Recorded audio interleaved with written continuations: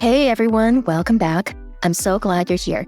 Today, we're diving into Boston's real estate market, where prices are still relatively high, new homes are in short supply, and major zoning and environmental changes are really shaking things up.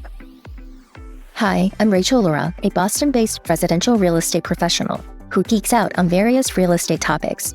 This episode is actually a sequel to the previous one about Boston's new net zero zoning law. If you missed it, I've included a link to that episode in the show notes. Let's get started.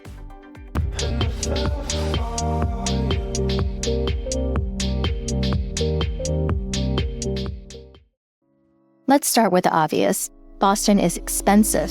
The typical single-family home here? A staggering $758,000. High prices aren't exactly new, but what's really making things tough is the lack of new housing. You would think with all this demand would be building like crazy, right? Sadly, not so much. Boston is approving new homes at the same rate as cities like Sacramento and Indianapolis, which isn't nearly enough to make a dent in those high prices. In fact, 2024 saw even fewer new housing approvals than we did in 2020 during the height of the pandemic. And even though there's been efforts to speed things up, it's still moving at a snail's pace. Enter the MBTA Communities Act, a law passed in 2021 that requires cities and towns near public transportation to allow more multifamily housing. It sounds promising, right? But not every community is on board, and even when they are, building just takes time. But here's some good news. Cambridge recently changed its zoning laws to allow single-family homes to be converted to multifamily units. This could be a game changer for increasing housing supply in one of Boston's most competitive markets.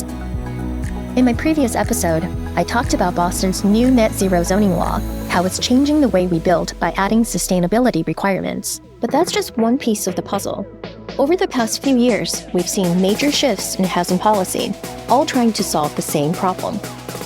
Let me break this down. So we know that Charlie Baker's MBTA Communities Act passed in 2021. Then, in 2022, Baker introduced the starter home zoning, which encourages smaller, more affordable single-family homes to be built. Unlike the MBTA Communities Act, this one isn't a mandate, but cities and towns can get funding incentives if they opt in. Fast forward to Governor Healey's 2024 housing plan, which aims to create 222,000 new homes over the next decade. That's double the current approval rate. Last year, only 11,000 units were authorized, meaning we'd have to significantly speed things up to hit that target. And last but not least, there's Mayor Wu's net zero zoning law passed just last month, with the city's goal of achieving carbon neutrality by 2050. The challenges we face include limited land for new construction, complicated Boston zoning laws, high labor costs, strict town requirements, and the new net zero emission rules on larger buildings.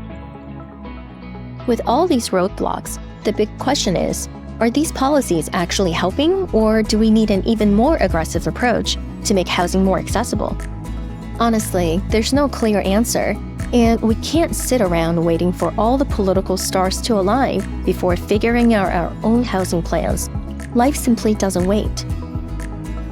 Housing challenges aren't new, and every generation faces them in different ways. As a realtor, I see it as my responsibility to offer practical, realistic advice, especially for the younger generation navigating this market.